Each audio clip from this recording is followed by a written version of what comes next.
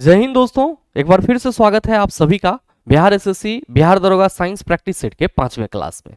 जी हाँ दोस्तों, इससे पीछे के वीडियो सेशन में हम लोगों ने बिहार एसएससी बिहार दरोगा साइंस प्रैक्टिस सेट का चौथा क्लास देखा था। बीच में फिर आपका दुर्गा पूजा का छुट्टी था और फिर हमारा सेहत थोड़ा सा डाउन हो गया था, इस वजह से आपकी क्लासेस नहीं हो पा रही थी। लेकिन अब से आपकी क्लासेस आपको रेगुलर बेसिस पे देखने को मिलेगी। बहरहाल आज के इस सेशन में हम लोग डिस्कस कर रहे होंगे अपने साइंस प्रैक्टिस सेट के 5वें क्लास की, जहां पे हम लोग 20 महत्वपूर्ण क्वेश्चन को डिस्कस करेंगे जो आपके आगामी एग्जाम के लिए बहुत ही उपयोगी है। साथ ही आपकी जानकारी के लिए बताना चाहूंगा कि आज के इस सेशन का जो सॉल्यूशन पीडीएफ है ये आपको कहां से मिलेगा, ये हमारे टेलीग्राम ग्रुप से मिल जाएगा, जिसका लिंक इस वीडियो के नीचे डिस्क्रिप्शन में दिया हुआ है। आप वहां से जाकर के पीडीएफ को एक्सेस कर सकते हैं। बहरहाल आइए अपने सेशन की शुरुआत करते हैं और चलते हैं पहले क्वेश्चन की तरफ। मेरे मित्र, आपका जो पहला क्वेश्चन है आज के इस सेशन का, क्वेश्चन नंबर 1 आप सबों के सामने है। आपसे पूछा जा रहा है कि सूर्यास्त यानी कि सनसेट और एवं सूर्योदय यानी कि सनराइज के समय सूर्य का आभासी चपटापन निम्न परिघटना के कारण है। ऑप्शन है अपवर्तन, दूसरा ऑप्शन है परावर्तन, तीसरा ऑप्शन है विवर्तन और चौथा ऑप्शन है ध्रुवन। मेरे मित्र, आपसे क्वेश्चन करा जा रहा है कि the apparent flatness of the sun at the time of sunset and sunrise is due to the following phenomena. यानी कि जब सूरज उगता है और जब सूरज डूबता है उस समय वो आपको हल्का सा चपटा दिखाई पड़ता है। ये चपटा जो है वो किस कारण से दिखाई पड़ता है?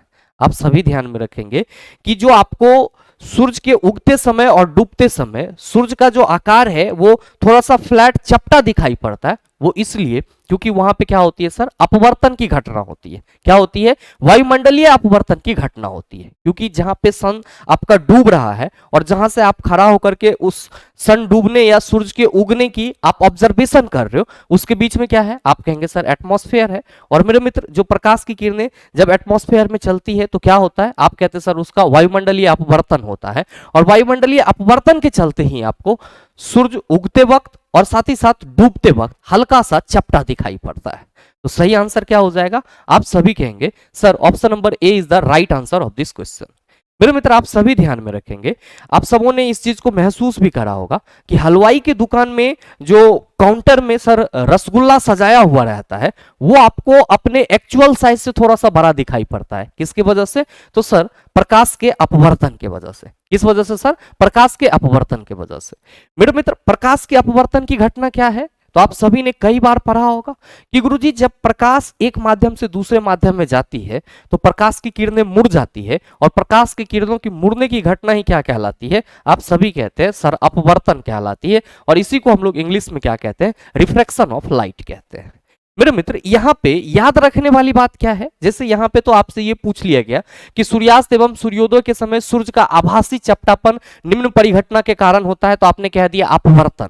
लेकिन अगर आपसे ये सवाल कर लिया जाए कि सूर्यास्त और सूर्योदय के समय सूर्य आपको लाल दिखाई पड़ता है, ये किस घटना की वजह से होता है? तो आपका जवाब क्या होगा? आप सभी कहेंगे गुरुजी प्रकाश के प्रकीर्णन के चलते सूर्यास्त और सूर्योदय के वक्त हमें सूर्य क्या होता है? तो सर लाल दिखाई पड़ता है। तो इस चीज को भी आप सभी यहां पे स्टार मार्क दे करके नोट कर लेंगे कि सूर्यास्त एवं सूर्योदय के समय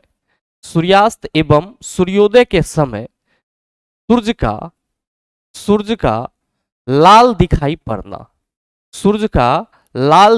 पड़ना, आप सभी क्या कहेंगे? आप सभी कहेंगे गुरुजी प्रकाश का प्रकीर्णन हो जाएगा। क्या हो जाएगा? प्रकाश का प्रकीर्णन हो जाएगा। और मेरे मित्र, आप सभी ध्यान में रखना कि यहां पे प्रकाश की प्रकीर्णन घटना जो है वो किस तरह से सूर्य को और ज्यादा लाल दिखने में मदद करता है। तो आप सभी ये चीज ध्यान में रखेंगे कि प्रकीर्णन का मतलब होता है कि किसी भी कण के द्वारा या आप कह सकते हो धूल कण के द्वारा प्रकाश की किरणों को अवशोषित कर उसे चारों तरफ बिखेरने की प्रक्रिया स्कैटरिंग ऑफ लाइट कहलाती है, यानी कि प्रकाश का प्रकीर्णन कहलाता है। क्योंकि आप सबों को मालूम है कि जब हम लोग प्रकाश के प्रकीर्णन की बात करते हैं तो जो लाल रंग होती है उसकी प्रकीर्णन क्या होती है, सबसे कम होती है। इसीलिए सूरज के उगते वक्त और सूरज के डूबते वक्त उससे जो लाइट आती है उसमें से लाल रंग का प्रकीर्णन के रूप में ज्यादा से ज्यादा क्षय नहीं होता है, और इसीलिए लाल रंग की जो मात्रा होती है वो ज्यादा से ज्यादा हमारे आंखों तक पहुंच पाती है। और यही वजह है कि हम लोग कहते हैं कि सूर्योदय और सूर्यास्त के समय सूरज हमें लाल दिखाई पड़ता है। किसकी वजह से, प्रकाश के प्रकीर्णन की वजह से। और याद रखिएगा कि जो लाल रंग है इसका प्रकीर्णन सबसे कम होता है, जिस वजह से जो लाल रंग की प्रकाश होती है वो ज्यादा से ज्यादा मात्रा में हमारी आंख तक पहुंच पाता है। साथ ही मेरे मित्र, आपके एग्जाम में कई बार ये सवाल भी पूछा गया है कि जो समुद्र का पानी है वो आपको नीला दिखाई पड़ता है, और साथ ही जो आकाश है उसका कलर आप अगर पृथ्वी की सतह से देखते हैं तो नीला दिखाई पड़ता है। यहां पे भी आप सभी क्या कहेंगे, सर प्रकाश का प्रकीर्णन ही कहेंगे। तो मेरे मित्र, इस पॉइंट को भी आप नोट डाउन कर सकते हैं क्या, कि आकाश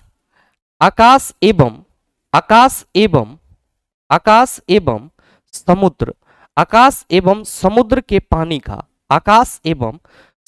के पानी का नीला दिखाई पड़ना, आकाश एवं समुद्र के पानी का नीला दिखाई पड़ना किस घटना के चलते, आप सभी फिर से कहेंगे गुरुजी प्रकाश के प्रकीर्णन के चलते। किसके चलते, स्कैटरिंग ऑफ लाइट के चलते, यानी कि प्रकाश के प्रकीर्णन के चलते। आपके मन में आ रहा होगा कि गुरुजी यहाँ पे परावर्तन की भी बात की जा रही है, इसको हम लोग रिफ्लेक्शन ऑफ लाइट कहते हैं, और कहने की कोई जरूरत नहीं है। जब प्रकाश किरण किसी परावर्तक सतह पर पड़ती है तो वो फिर उसी माध्यम में लौट जाती है, और प्रकाश की किरणों का उसी माध्यम में लौटने की घटना या bouncing back of light rays is known as reflection of light. और मेरे मित्र, ये जो प्रकाश का परावर्तन है इसके भी अपने बहुत सारे मतलब कह सकते हो एप्लीकेशन है, और इसका भी कई जगह पे यूज किया जाता है। और सबसे बड़ी चीज कि हम लोग किसी भी वस्तु को देख पाते हैं, किसकी वजह से, तो सर परावर्तित प्रकाश की वजह से ही हम लोग किसी भी वस्तु को देख पाते हैं। नेक्स्ट, विवर्तन, इसको हम लोग डिफ्रैक्शन ऑफ लाइट कहते हैं। जैसे मेरे मित्र, मान लीजिए कि ये मार्कर हमारा टॉर्च है और ये हमारा कोई पर्दा है, ठीक है। अब ये अगर हमारा टॉर्च है, यहां से हम टॉर्च जला रहे हैं तो लाइट क्या होगा, सर सीधे पर्दा पे फोकस करेगी। अब बीच में आके आप खड़ा हो जाओगे तो आप प्रकाश के रास्ते में क्या हो गए, अवरोध बन गए, तो आपका छाया इधर बनेगा। मेरे मित्र, हम सभी क्या कहते हैं, और हम सभी इस चीज को देखते भी हैं, आप सबों ने देखा भी होगा इस चीज को, कि जब किसी चीज का शैडो बन रहा होता है तो उसका जो किनारा होता है वो बहुत ज्यादा तीक्ष्ण नहीं होता है। क्यों नहीं होता है, तो सर इसी प्रकाश के विवर्तन की वजह से। प्रकाश का विवर्तन क्या है, तो सिंपल और सरल शब्दों में कह सकते हैं कि प्रकाश के गमन के रास्ते में जब कोई अवरोध आ जाता है तो उसका छाया पर्दे पर पड़ता है, और छाया का किनारे का भाग तीक्ष्ण नहीं होता है। किसकी वजह से, तो सर वहां से प्रकाश की किरणें जो है क्या होती है, तो अवरोध के किनारे से मुड़ के चली जाती है। मतलब प्रकाश की किरणों का किसी अवरोध से टकराकर मुड़ के, या आप कह सकते हो कि प्रकाश की किरणों का किसी अवरोध के किनारे से मुड़कर निकल जाने की घटना क्या कहलाती है, सर प्रकाश का विवर्तन कहलाता है, डिफ्रैक्शन ऑफ लाइट कहलाता है। और प्रकाश के विवर्तन के चलते ही छाया का किनारे वाला भाग क्या होता है, सर बहुत ज्यादा तीक्ष्ण नहीं होता है। और नेक्स्ट मेरे मित्र, ध्रुवन है, ये भी प्रकाश का ही गुण है, और हम लोग कई बार इसको पोलराइजेशन ऑफ लाइट के रूप में देखते हैं। और आप सभी याद रखेंगे कि ये जो प्रकाश का ध्रुवन है ये क्या करता है, तो सर अनुप्रस्थ एवं अनुदैर्घ्य तरंग में अंतर बताता है। अनुप्रस्थ एवं अनुदैर्घ्य तरंग में अंतर बताता है। मेरे मित्र याद रखिएगा, आप सभी, अगर आपसे सवाल करा जाए कि निम्नलिखित में से किस घटना के द्वारा अनुप्रस्थ एवं अनुदैर्घ्य तरंग में अंतर किया जा सकता है, आप कहेंगे प्रकाश के ध्रुवन की घटना के प्रकाश के ध्रुवन के घटना के सहारे अनुप्रस्थ और अनुदैर्घ्य तरंग में क्या किया जा सकता है, अंतर स्पष्ट किया जा सकता है। आइए बात करते हैं हम लोग अगले क्वेश्चन की।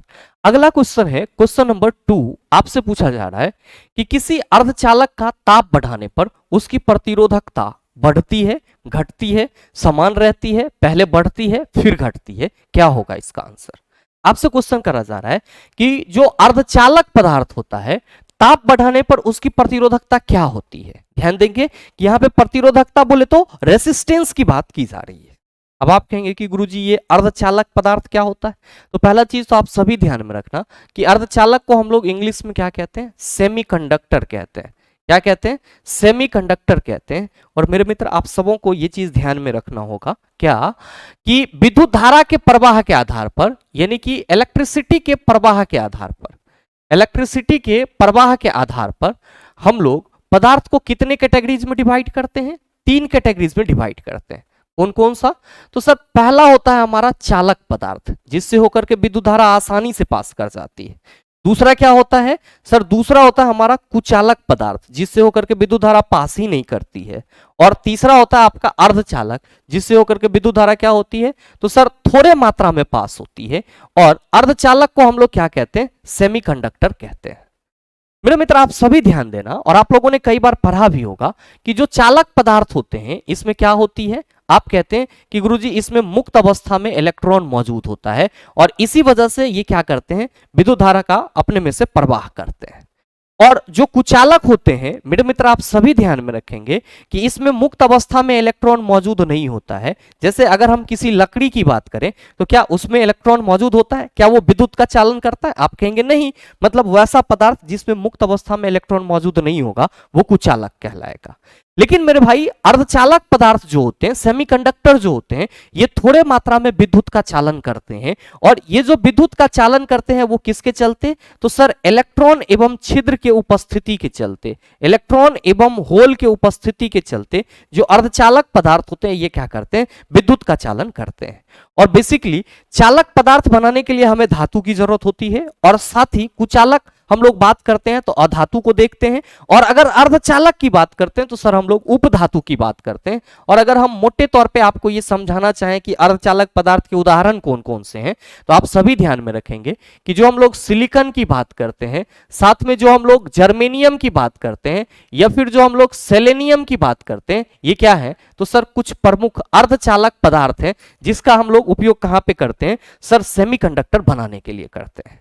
मेरे मित्र आप सभी देख रहे हैं कि जो चालक पदार्थ होते हैं उससे बहुत तेजी से विद्युत धारा प्रवाहित होती है, कुचालक से नहीं ही होगी, अर्धचालक से थोड़े मात्रा में होगी। तो हम अगर इन तीनों ही पदार्थ के वैद्युत चालकता की बात करें तो उस बेस पे आप क्या कहेंगे कि गुरुजी जो वैद्युत चालकता चालक पदार्थ की होगी वो सबसे ज्यादा होगी, यानी कि इससे तेजी से विद्युत धारा प्रवाहित होगा।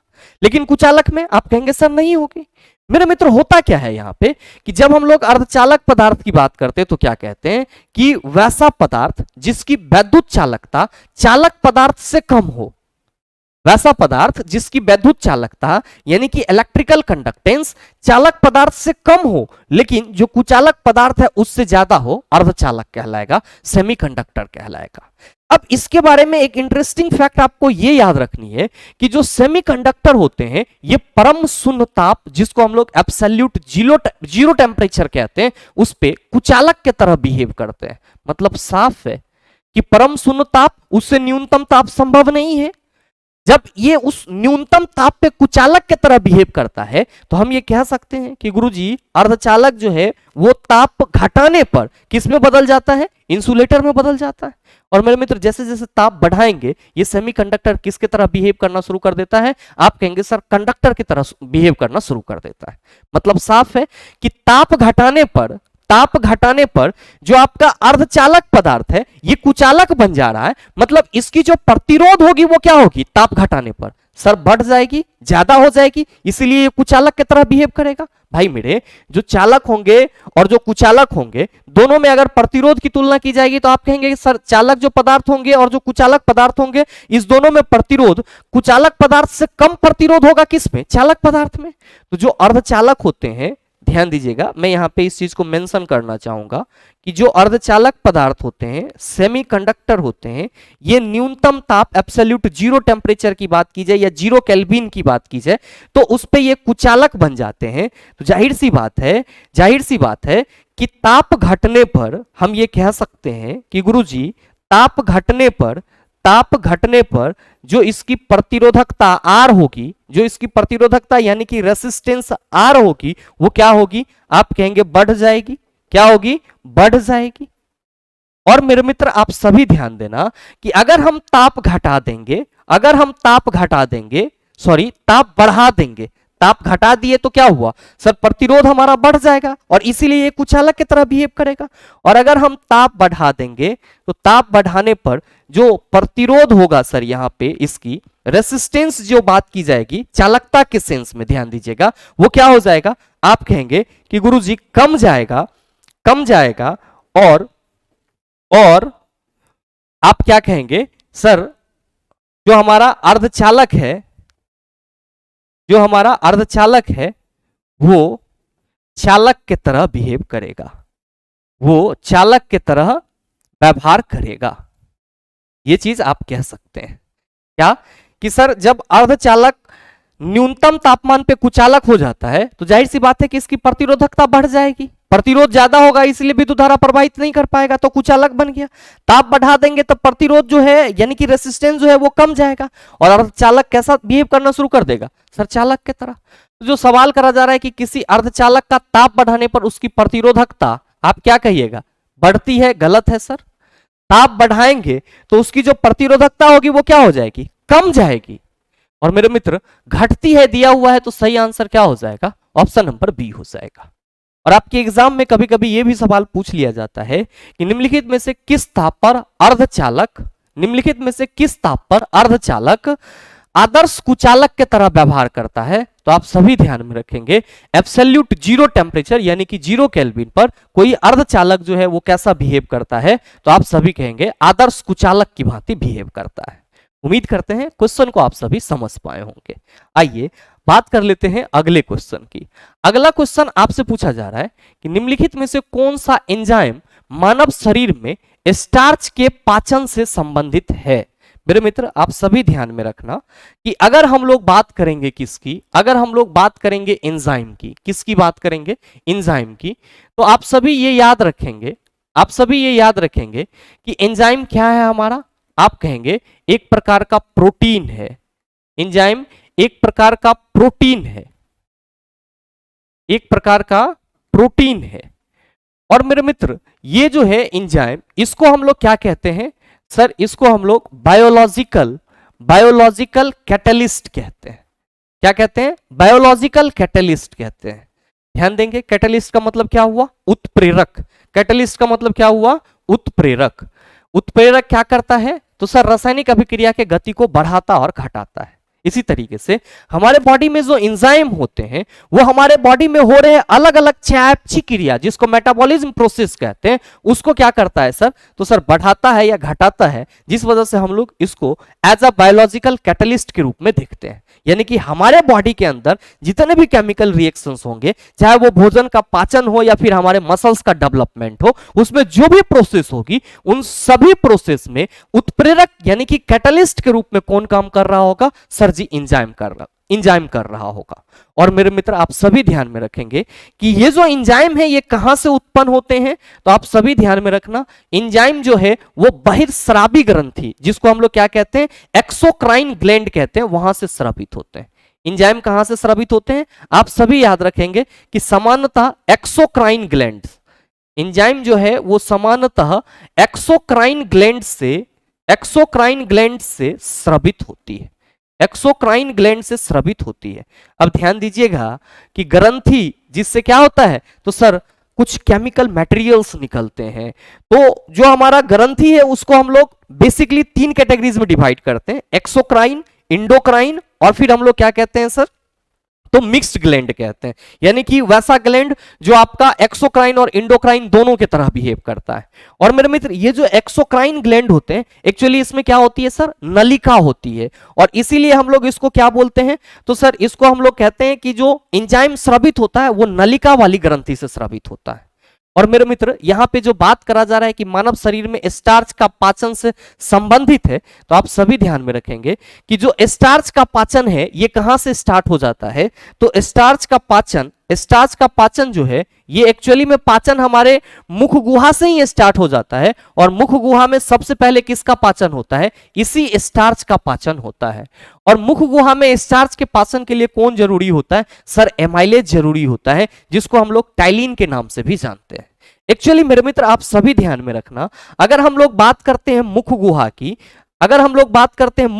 की, तो ये हमारे पाचन तंत्र का सबसे पहला भाग होता है जिसको इंग्लिश में बकल कैविटी या ऑरल कैविटी कहते हैं।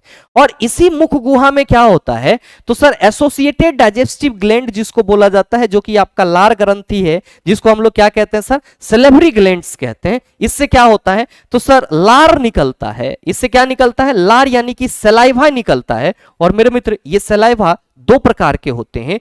एक होता है आपका टाइलिन, या इसी को हम लोग क्या कहते हैं सर, एमाइलेज भी कहते हैं। क्या कहते हैं, एमाइलेज भी कहते हैं। और दूसरा आपका होता है लाइसोजाइम। दूसरा कौन सा होता है, लाइसोजाइम। और ये जो आपका एमाइलेज या टाइलिन है, यही क्या करता है, तो सर मानव शरीर में स्टार्च का पाचन करता है, जबकि लाइसोजाइम जो है वो मुंह में उपस्थित छोटे छोटे बैक्टीरिया को क्या करता है सर, किल करता है, यानी कि हार्मफुल जो रोगाणु होते हैं उसको मारता है।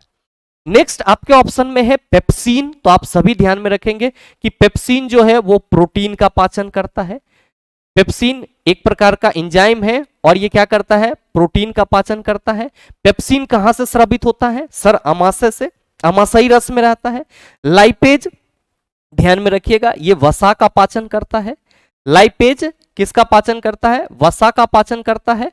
और मेरे मित्र यहां पे जो इंसुलिन है, जो इंसुलिन है यहां पे अगर हम इंग्लिश वाले टर्म में यहां पे लिख दें तो आप सभी ध्यान में रखना कि एक प्रकार का हार्मोन है, एक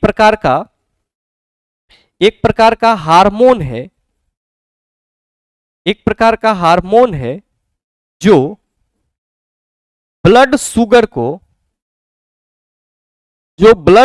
को नियंत्रित करता है, ब्लड शुगर को नियंत्रित करता है, यानी कि कंट्रोल करता है। और मेरे मित्र इंसुलिन की कमी से ही क्या होती है, डायबिटीज होती है, ये भी ध्यान में रखना। अच्छा, आपके मन में आ रहा होगा कि गुरुजी आपने यहाँ पे एंजाइम के बारे में बताया कि it is a types of protein and work as a biological catalyst, तो यहाँ पे ये हार्मोन का मतलब क्या हो जाएगा मेरे मित्र, हार्मोन भी आपका एक प्रकार का रासायनिक पदार्थ ही है। और ध्यान में रखेंगे इसको उत्तेजित करने वाला पदार्थ बोला जाता है, लेटिन शब्द में। लेटिन में इसका अर्थ उत्तेजित करने वाला पदार्थ होता है। लेकिन अगर आप अपने बॉडी के कंट्रोल एंड कोऑर्डिनेशन की बात करते हैं, नियंत्रण एवं समन्वय की बात करते हैं, तो आप सबों को मालूम है कि हमारे और पेड़ पौधे में अंतर किस चीज का है, नर्वस सिस्टम का है।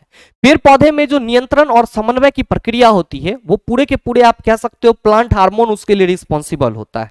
लेकिन हम लोग के बॉडी में जो नियंत्रण और समन्वय की मतलब कह सकते हो प्रक्रिया होती है उसके लिए कौन रिस्पॉन्सिबल होता है, तो हमारा नर्वस सिस्टम, तंत्रिका तंत्र और जो केमिकल मटेरियल्स होते हैं जैसे कि हार्मोन रिस्पॉन्सिबल होते हैं। यानी कि हमारे बॉडी को या हमारे बॉडी के ऑर्गेन को नियंत्रित और समन्वयित करने के लिए आपको हार्मोन की जरूरत होती है, जो कि एक प्रकार का रासायनिक पदार्थ है जिसे लैटिन में क्या कहा जाता है, उत्तेजित करने वाला पदार्थ कहा जाता है। आप सभी ध्यान में रखना कि जो आपका हार्मोन है ये कहां से स्रावित होता है सर, ये इंडोक्राइन ग्लैंड से स्रावित होता है, अंतःस्रावी ग्रंथि से स्रावित होता है और इसमें नलिका नहीं होती है। इसीलिए हम लोग क्या कहते हैं, हार्मोन का स्रवन जो है वो डक्टलेस ग्लैंड से होती है, नलिका विहीन ग्रंथि से होती है। तो मैं सीधे सीधे यहां पे ये लिख दे रहा हूं कि जो हार्मोन है इसका स्रवन कहां से होगा, तो आप सभी ध्यान में रखेंगे डक्टलेस ग्रंथि, या फिर हम इंडोक्राइन ग्लैंड लिख दे रहे हैं, इंडोक्राइन ग्लैंड्स लिख दे रहे हैं, आप सभी समझ जाना। और इसमें क्या होता है सर, पाइप नहीं होता, यानी कि नलिका विहीन होता है, जबकि जो एंजाइम होता है ये क्या होता है सर, एक्सोक्राइन होता है। नेक्स्ट क्वेश्चन नंबर 4, बड़ा ही सरल सा सवाल, डेली लाइफ में इसका उपयोग आप सभी देखते हैं। पूछा जा रहा है कि क्लोरोजाइलिनॉल तथा टर्पिनियोल का मिश्रण किस रूप में कार्य करता है मेरे मित्र, ये रोगाणुरोधक के रूप में कार्य करता है, जिसको हम लोग एंटीसेप्टिक कहते हैं। और अगर आप इन क्लोरोजाइलिनॉल और टर्पिनियोल से अभी तक परिचित नहीं हुए हैं तो आपने साइंस को सही से फोकस नहीं करा है। जब भी गांव घर में सर किसी को चोट लग जाता है तो फर्स्ट एड के रूप में हम लोग एक एंटीसेप्टिक सॉल्यूशन का उपयोग कर रहे होते हैं, और उस एंटीसेप्टिक सॉल्यूशन को हम लोग किस नाम से जानते हैं, डिटोल के नाम से जानते हैं। और हम लोग घाव वगैरह को धोने के लिए इसी डिटोल का उपयोग करते हैं।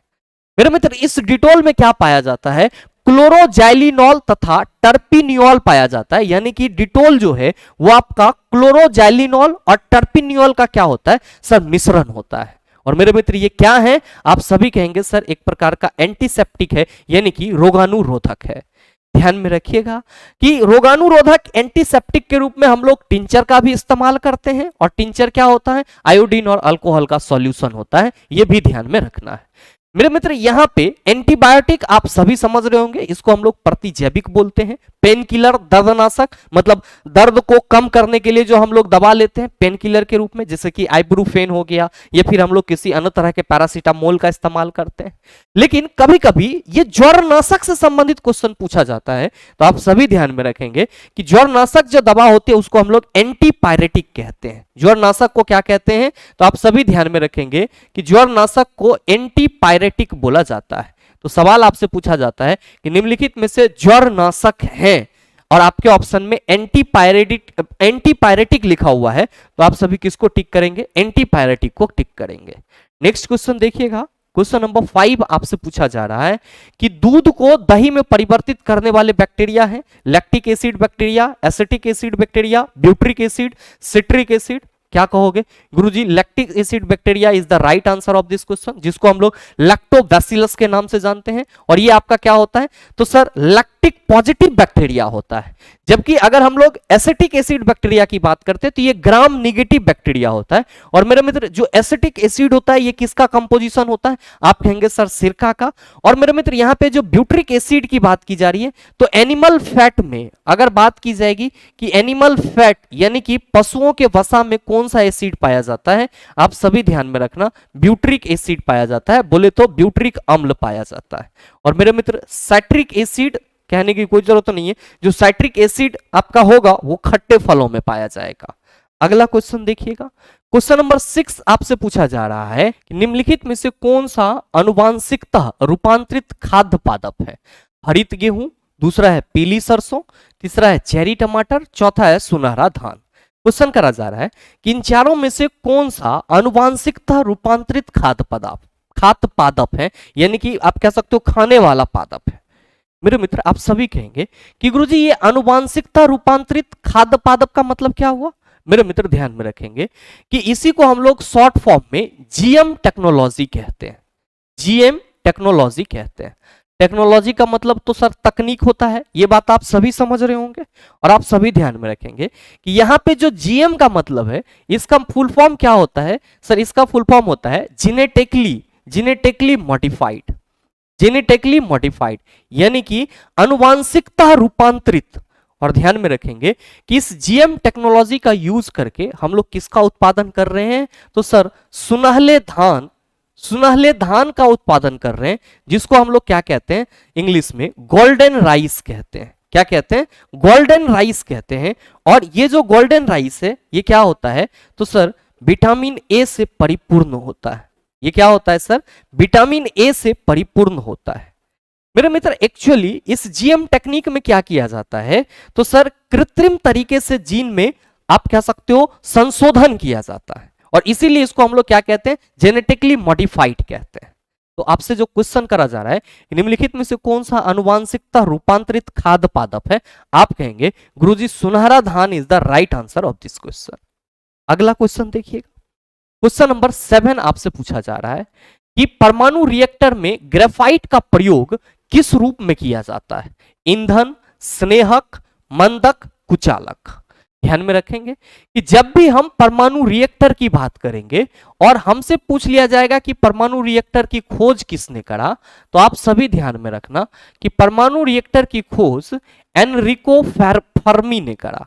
किसने करा, आप सभी ध्यान में रखेंगे, एनरिको फर्मी ने करा। और मेरे मित्र आप सभी ध्यान में रखना कि इस परमाणु रिएक्टर में मंदक के रूप में हम लोग भारी जल D2O एवं ग्रेफाइट का इस्तेमाल करते हैं। मंदक के रूप में हम लोग किसका इस्तेमाल करते हैं, D2O एवं ग्रेफाइट का इस्तेमाल करते हैं। और इसी आपका परमाणु रिएक्टर में ईंधन के रूप में हम लोग किसका इस्तेमाल करते हैं, तो आप सभी ध्यान में रखेंगे ईंधन के रूप में हम लोग यूरेनियम एवं प्लूटोनियम का इस्तेमाल करते हैं। यूरेनियम एवं प्लूटोनियम का इस्तेमाल करते हैं। और चिला जी अगर आपसे सवाल कर दिया जाए कि परमाणु रिएक्टर में कूलेंट यानी कि शीतलक के रूप में किसका इस्तेमाल किया जाता है, तो आप सभी ध्यान में रखना सोडियम एवं पोटेशियम के द्रवित मिश्र धातु का उपयोग, सोडियम एवं पोटेशियम के द्रवित मिश्र धातु का उपयोग किस रूप में किया जाता है परमाणु रिएक्टर में? कूलेंट के रूप में, ईंधन के रूप में यूरेनियम और प्लूटोनियम, मंदक के रूप में D2O और ग्रेफाइट। और मेरे मित्र आप सभी ध्यान में रखेंगे कि परमाणु रिएक्टर में नियंत्रक क्षार के रूप में किसका इस्तेमाल किया जाता है? तो सर कैडमियम के क्षार का इस्तेमाल किया जाता है। किसका इस्तेमाल? ध्यान में रखेंगे, कैडमियम के क्षार का इस्तेमाल किया जाता है। तो चला जी, आपसे जो सवाल करा जा रहा है कि परमाणु रिएक्टर में ग्रेफाइट का प्रयोग किस रूप में किया जाता है, आप कहेंगे गुरुजी मंदक के रूप में किया जाएगा। परमाणु रिएक्टर में ईंधन के रूप में यूरेनियम और प्लूटोनियम का इस्तेमाल किया जाएगा।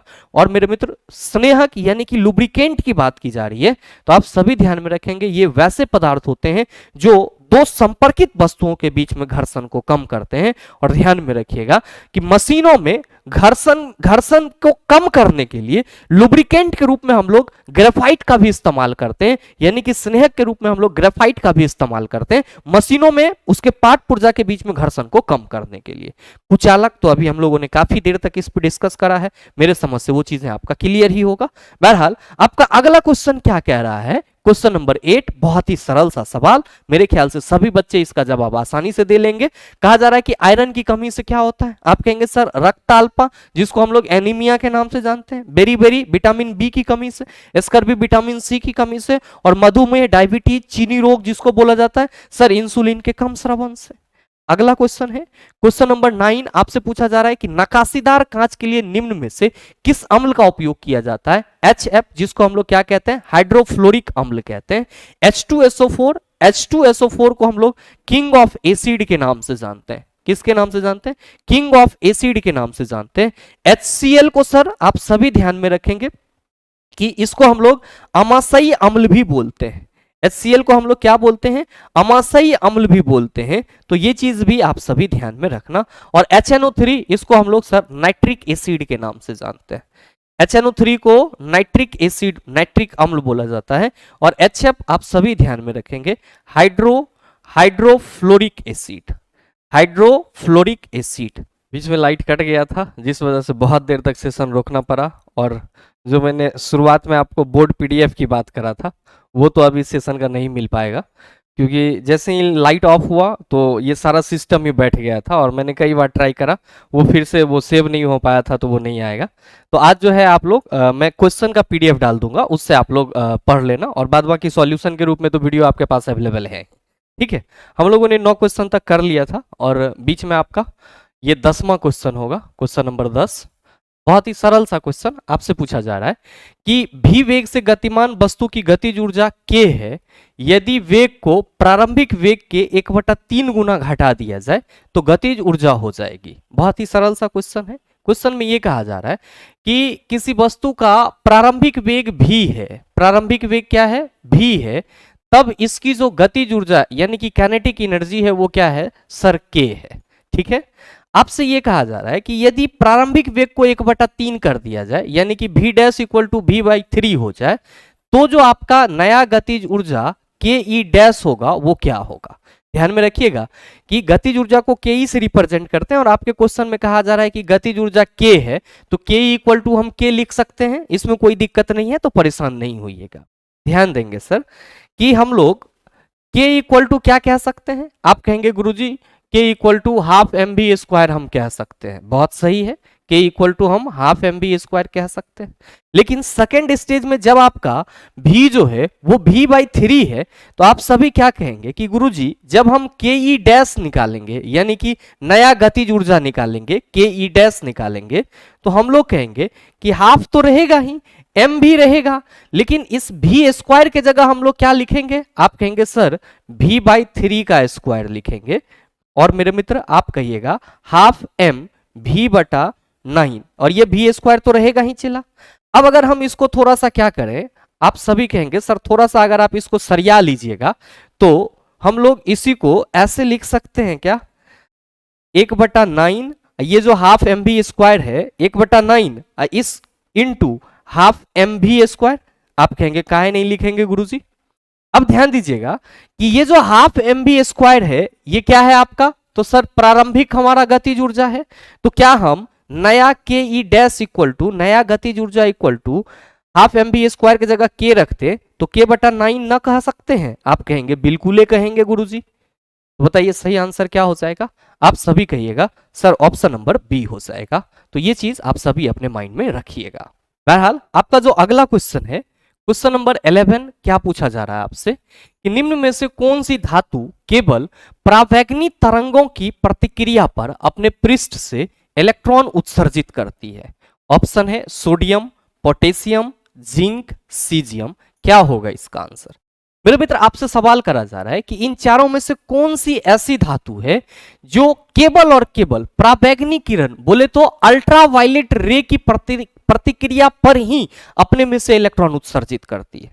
आप सभी कहेंगे कि गुरुजी ये इलेक्ट्रॉन उत्सर्जित करने का मतलब क्या हुआ? तो भाई मेरे आप सभी ने फोटो इलेक्ट्रिक इफेक्ट का नाम जरूर सुना होगा।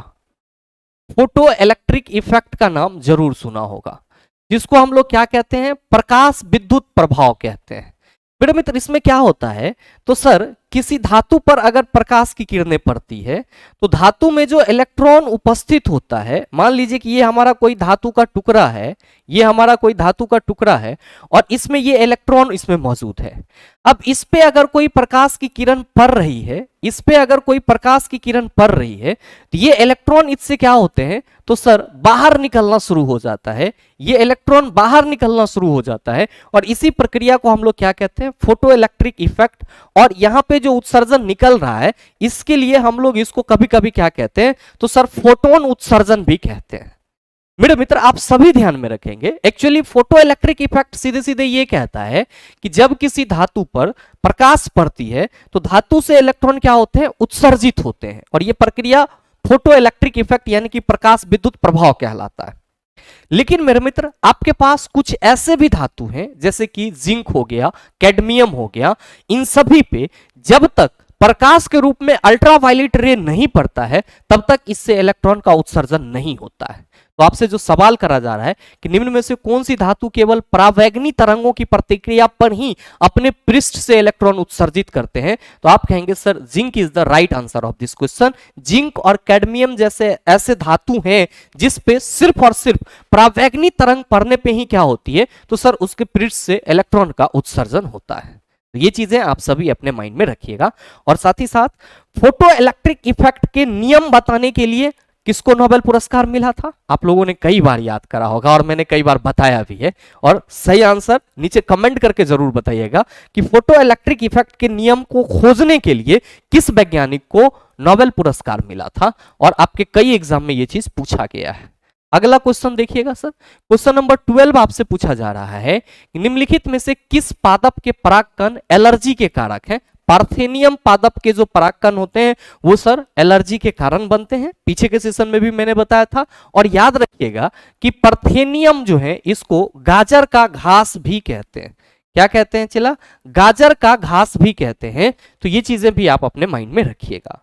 नेक्स्ट है क्वेश्चन नंबर 13 आपसे पूछा जा रहा है कि निम्नलिखित में से कौन सा जाइलम का भाग नहीं है? वाहिनिकाएं, वाहिका, चालनी नलिका, तंतु। क्या होगा इसका आंसर?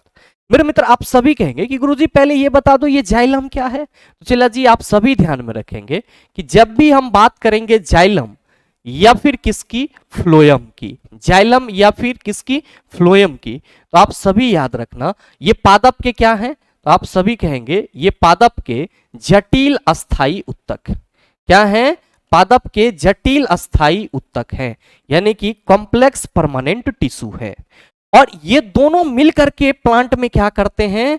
तो सर ये दोनों मिलकर के प्लांट में संवहन बंडल का निर्माण करते हैं, जिसको हम लोग वैस्कुलर बंडल कहते हैं। और इसका मेनली कार्य क्या है? तो आप सभी ध्यान में रखेंगे इसका मेनली कार्य संवहन करना होता है, यानी कि पदार्थों को एक जगह से दूसरी जगह पहुंचाना होता है। भाई मेरे आपके मन में आ रहा होगा कि गुरुजी ये जाइलम किसको पहुंचाता है प्लांट में एक जगह से दूसरी जगह? तो आप सभी ध्यान में रखेंगे कि जाइलम जौ से जल, जौ से जाइलम जल का संवहन करता है। फॉ से फ्लोएम, फॉ से फूड यानी कि भोजन, और साथ में हार्मोन का संवहन, भोजन एवं हार्मोन का संवहन किसके द्वारा किया जाता है? फ्लोएम के द्वारा किया जाता है। मेरे मित्र आप सभी को यह ध्यान में रखना होगा, if we discussing about the part और कंपोनेंट्स ऑफ अ जाइलम, तो हम लोग क्या कहेंगे कि सर पहला हो जाएगा जाइलम ट्रैकिया। पहला क्या हो जाएगा? जाइलम ट्रैकिया, जिसको हम लोग क्या कहते हैं? जाइलम वाहिनिकाएं कहते हैं। फिर दूसरा क्या होगा? दूसरा होगा हमारा जाइलम फाइबर, जिसको हम लोग क्या कहते हैं? जाइलम मृदु उत्तक, सॉरी जाइलम फाइबर कह रहे हैं तो जाइलम रेसा कहेंगे। और तीसरा आपका क्या होगा? आप सभी ध्यान में रखना, तीसरा होगा आपका जाइलम वेसल्स, जिसको हम लोग क्या कहेंगे? जाइलम वाहिका कहेंगे। और मेरे मित्र चौथा आपका क्या होता है? चौथा होता है जाइलम पेरेनकाइमा। क्या होता है? जाइलम पेरेनकाइमा, जिसको हम लोग जाइलम मृदु उत्तक कहते हैं। तो ट्रेकिया ये हो गया वाहिनिका, और फाइबर ये हो गया रेसा या तंतु, वेसल्स इसको हम लोग वाहिका बोलेंगे, और जाइलम पेरेनकाइमा यानी कि इसको हम लोग जाइलम मृदु उत्तक बोलेंगे। और इसी तरीके से अगर हम बात करेंगे कंपोनेंट्स ऑफ द फ्लोएम की, तो पहला हो जाएगा आपका सीब ट्यूब, जिसको हम लोग हिंदी में चालनी नलिका कहते हैं। क्या कहते हैं चेला? सीब का मतलब चालन होता है, आटा उटा जो चालते हैं चेला, ओकरे चलनी कहा जाता है। तो चालनी नलिका, सीब ट्यूब, कंपेनियन सेल, सहकोशिका, कंपेनियन सेल, सहकोशिका, और फिर क्या होगा? आप सभी ध्यान में रखेंगे, फ्लोएम फाइबर होगा। क्या होगा? फ्लोएम फाइबर होगा, और फ्लोएम पेरेनकाइमा, फ्लोएम पेरेनकाइमा। तो ये चीजें आप सभी ध्यान में रखना कि ये जाइलम के कंपोनेंट होते हैं। अब मेरे मित्र आप सभी देख पा रहे होंगे कि वाहिनिका, वाहिका और तंतु ये क्या होंगे सर? जाइलम के आप कहेंगे भाग होंगे, क्योंकि यहां पे हम जाइलम फाइबर लिखे हैं तो जाइलम तंतु कह सकते हैं। अब जाइलम का पूछ रहा है तो तंतु तो जाइलम में भी होता है और फ्लोएम में भी होता है, तो दोनों का हो सकता है। लेकिन चालनी नलिकाएं सिर्फ और सिर्फ किस में होगा? आप कहेंगे सर ये फ्लोएम में होगा, तो ये जाइलम का हिस्सा नहीं होगा। That's why our answer is option number C. कोई दिक्कत नहीं होना चाहिए। नेक्स्ट क्वेश्चन देखिएगा, क्वेश्चन नंबर 14, बहुत ही सरल सा सवाल है। एज अ वन लाइनर याद रखिएगा कि कैप्रोलैक्टम का उपयोग किसके निर्माण में किया जाता है? नाइलॉन 6 के इस्तेमाल में किया जाता है, जो कि एक प्रकार का क्या होता है सर? पॉलीमर होता है, बहुलक हम लोग बोलते हैं इसको। और मेरे मित्र ये जो नाइलॉन है ये क्या है? संश्लेषित रेशा बोला जाता है, सिंथेटिक फाइबर बोला जाता है। अगला है क्वेश्चन नंबर 15, बड़ा ही सरल सा क्वेश्चन। निम्नलिखित में से किस लेंस का उपयोग करके मानव आंख की मायोपिया समस्या को ठीक किया जाता है? ऐसे तो मेरे मित्र आप सभी नेत्र दोष से परिचित होंगे कि जब कोई व्यक्ति दूर या निकट की वस्तु को साफ साफ नहीं देख पाता है या दोनों को साफ साफ नहीं देख पाता है, तो हम लोग कहते हैं व्यक्ति जो है वो नेत्र दोष से पीड़ित हो गया। सिंपली मेरे मित्र आप सभी ध्यान में रखेंगे कि जब हम लोग मायोपिया की बात करते हैं तो मायोपिया को हिंदी में हम लोग निकट दृष्टि दोष कहते हैं, और मायोपिया को ठीक करने के लिए हम लोग अवतल लेंस का उपयोग करते हैं। और जब हम लोग बात करते हैं हाइपरमेट्रोपिया की, किसकी बात करते हैं? हाइपरमेट्रोपिया की, तो सर ये दूर दृष्टि से रिलेटेड होता है, और इसको ठीक करने के लिए हम लोग उत्तल लेंस का उपयोग करते हैं। और जब हम लोग बात करते हैं प्रेस बायोपिया की, तो मेरे मित्र इसको जरा दूरदर्शिता बोला जाता है, जिसमें व्यक्ति न तो दूर की वस्तु को सही से देख पाता है और ना ही नजदीक की वस्तु को, और इसको ठीक करने के लिए हम लोग क्या करते हैं? बाइफोकल लेंस का इस्तेमाल करते हैं। और मेरे मित्र नेक्स्ट होता है एस्टिग्मेटिज्म, जिसको हम लोग क्या कहते हैं? अबिंदुकता कहते हैं। और एस्टिग्मेटिज्म के केस में या दृष्टि वैषम्य के केस में हम लोग किसका इस्तेमाल करते हैं? आप सभी ध्यान में रखना, सिलिंड्रिकल लेंस का उपयोग करते हैं। बोले तो बेलनाकार लेंस का उपयोग किया जाता है। किसका? बेलनाकार लेंस का उपयोग किया जाता है। ठीक है, आपसे सवाल करा जा रहा है कि मानव आंख की मायोपिया, आप कहेंगे मायोपिया के लिए तो अवतल, सही आंसर आप कहेंगे ऑप्शन नंबर बी उत्तल। हाइपरमेट्रोपिया बेलनाकार, आप कहेंगे एस्टिग्मेटिज्म, बाइफोकल लेंस, प्रेस बायोपिया। तो कहने की कोई जरूरत नहीं है, यहां पे ऐसे मैं लिख भी दे रहा हूं सर। उत्तल लेंस आप सभी कहेंगे सर दूरदृष्टि दोष के लिए हो जाएगा। दूरदृष्टि दोष, दूरदृष्टि दोष में इसका इस्तेमाल किया जाएगा। बेलनाकार लेंस आप कहेंगे सर दृष्टि वैषम्य बोल दीजिए, कोई दिक्कत नहीं है, दृष्टि वैषम्य। और बाइफोकल लेंस तो याद रखना चला जरा दूरदर्शिता, ऐसे ना तो ऐसे आप सभी फोकस कर लेना, कोई दिक्कत नहीं है। नेक्स्ट क्वेश्चन देखिएगा, क्वेश्चन नंबर 16 आपसे पूछा जा रहा है कि एक गैस कैल्शियम ऑक्साइड के साथ तो क्रिया करती है, परंतु NaHCO3 सोडियम बाइकार्बोनेट के साथ नहीं। वह गैस है मेरे मित्र, वह गैस आपका कार्बन डाइऑक्साइड है। क्यों? क्योंकि आप सबों को मालूम है कि धातु के कार्बोनेट या बाइकार्बोनेट जब अम्ल के साथ अभिक्रिया करते हैं तो कार्बन डाइऑक्साइड गैस रिलीज करता है। तो जाहिर सी बात है कि ये जो बाइकार्बोनेट है NaHCO3 ये क्या करेगा सर, किसी अम्ल के साथ अभिक्रिया करेगा तो कार्बन डाइऑक्साइड गैस देगा, जबकि ये कार्बन डाइऑक्साइड के साथ कभी अभिक्रिया नहीं करेगा। लेकिन अगर हम बात करेंगे कैल्शियम ऑक्साइड के साथ अभिक्रिया करने की तो ऑब्वियस सी बात है ये अभिक्रिया करेगा। कैल्शियम ऑक्साइड को जब हम लोग क्या करेंगे, कैल्शियम ऑक्साइड को जब हम लोग वाटर में डिसॉल्व करेंगे तो ये क्या बना लेगा sir, CaOH whole two calcium hydroxide बना लेगा।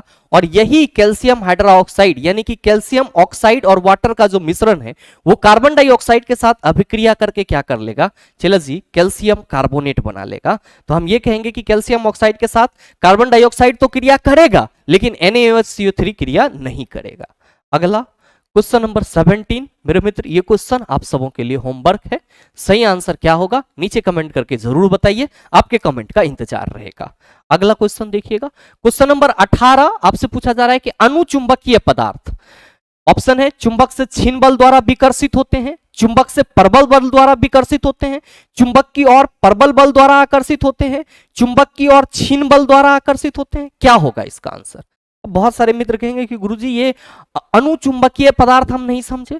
तो मेरे मित्र आप सभी ध्यान में रखेंगे कि अगर हम लोग बात करते हैं चुंबकीय पदार्थ की, किसकी बात करते हैं चला जी, चुंबकीय पदार्थ यानी कि मैग्नेटिक मटेरियल की, तो हम लोग क्या कहते हैं कि सर ये जो चुंबकीय पदार्थ होते हैं ये बेसिकली 3 प्रकार के होते हैं। एक होता है हमारा अनुचुंबकीय पदार्थ जो किसी भी चुंबक से बहुत ही कम क्या होता है सर, आकर्षित होता है। और दूसरा क्या होता है सर, लोह चुंबकीय पदार्थ जो बहुत ज्यादा आकर्षित भी होता है और इससे हम लोग चुंबक बना भी सकते हैं। एग्जाम्पल के तौर पे कोबाल्ट निकेल की जो हम बात करते हैं या फेरस की बात करते हैं, इसको हम लोह चुंबकीय पदार्थ कहते हैं। और दूसरा होता है आपका डाईमैग्नेटिज्म सब्सटेंसेस जिसको हम लोग क्या कहते हैं, प्रतिचुंबकीय पदार्थ कहते हैं।